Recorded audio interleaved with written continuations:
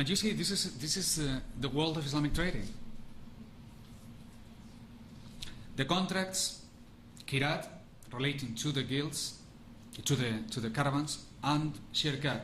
There is only one thing to say about shirkat, which I think is relevant. I was looking for a blackboard, but it's okay. I will try to explain it to you by other means. You know what I said to you earlier about an act only is in its execution. It's not an act is not an idea.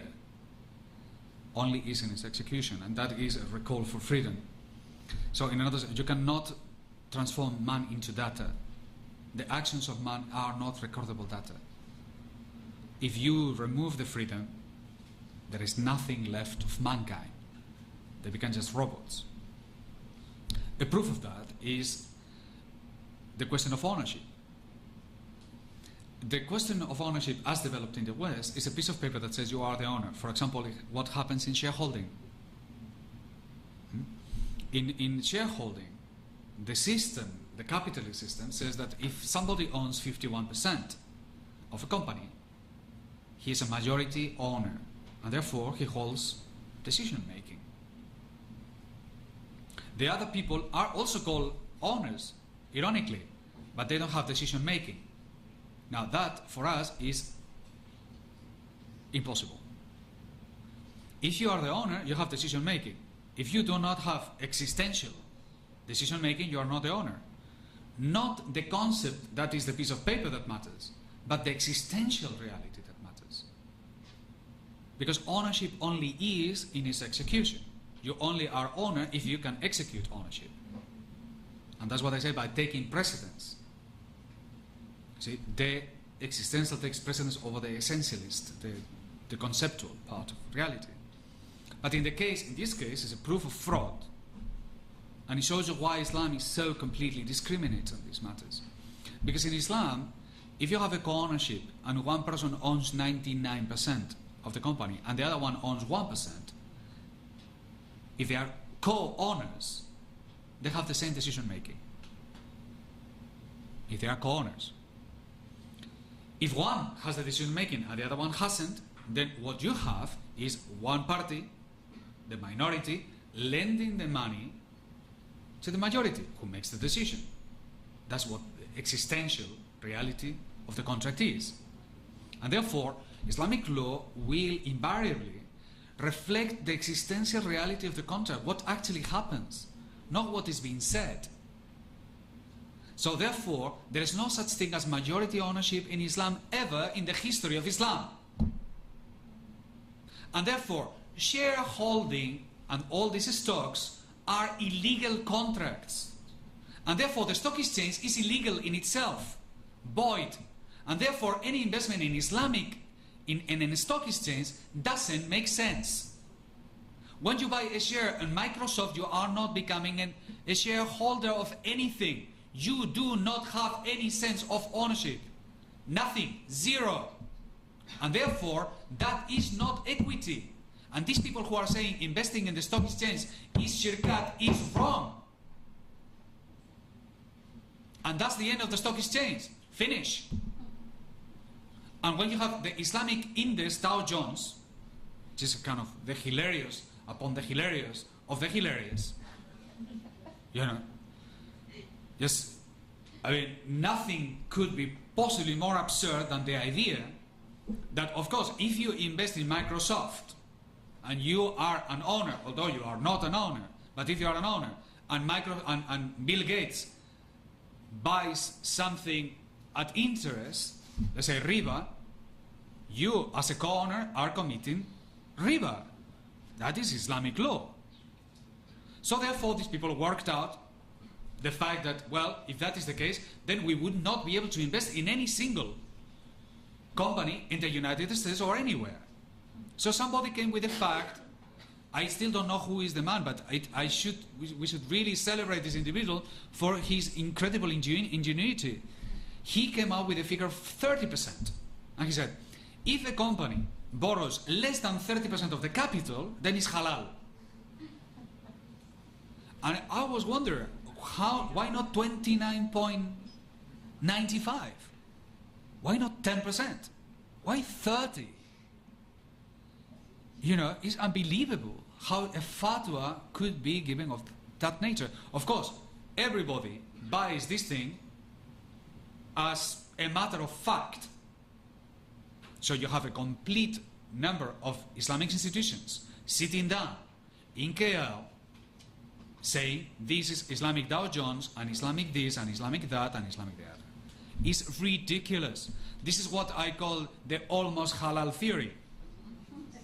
You know? I mean, look, you know, we have to be practical, they will tell you. It's not too haram, no? Or it's less haram than. Less haram than what? I mean, this is the language these people are using. And there are people celebrated on television who come and they tell you these things so serene. They don't care. And nobody says a word. And the academic world shouldn't be you precisely who comes on arms. And you, the intellectuals, the people who are expecting you behind you, your brothers and your friends and your neighbors, they look at you and they say, the professor, and they trust you implicitly. And if you say nothing, they will think, well, he knows better than me. How can I possibly argue? You know, if Professor, you know, Salmia or whatever doesn't say anything on the matter, it must be true. You have a responsibility. You are the ones to come on arms. Like it has happened in the past, the universities was always a place of thinking. You should be the ones, the rebellious. You have become like a little, you know, following. It doesn't matter what they throw at you. Be more rebellious. Come together. If you are scared of your own position, do it in collaboration with others. Come together. You know, the boys of 20. And you remove a little bit of the fear. And so the point is, we have to consider this matter with responsibility.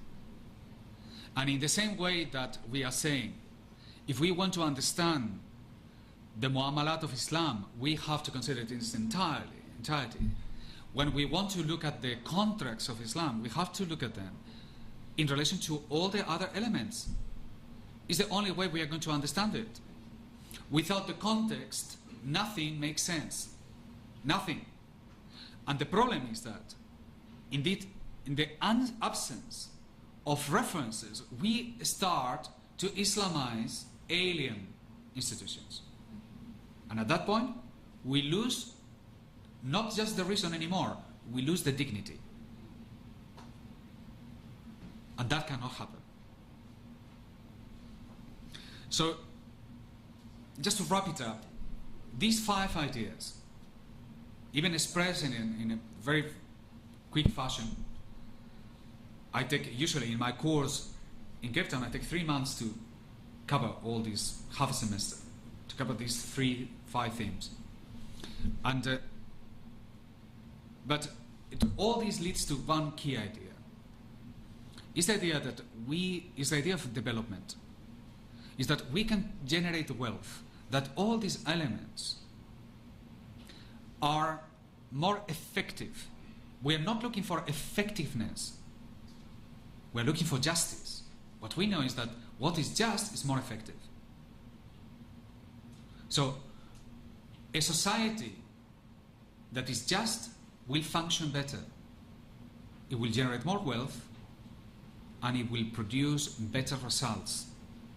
It's with that understanding that we share with Confucius, who was, in my understanding, a Muslim prophet before Islam. Allahu Alim. But he said something absolutely beautiful. He said, the profit of a nation does not come from the prophet. The profit of a nation comes from its equity, from its justice. Beautiful. Absolutely beautiful. So we are people searching for justice. That is our profit. This is the wealth of the nation. It comes from justice. And this justice is what leads us to the idea of development.